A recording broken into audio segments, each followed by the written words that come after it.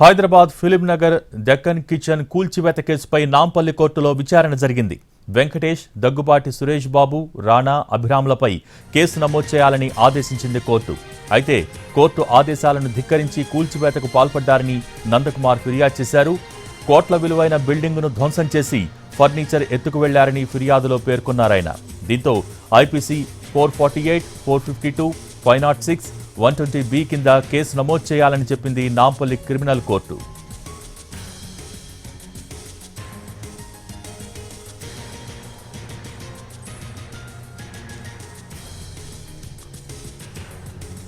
Hyderabad film Nagar Deccan kitchen కూల్చివేత కేసుపై నాంపల్లి కోర్టులో విచారణ జరిగింది.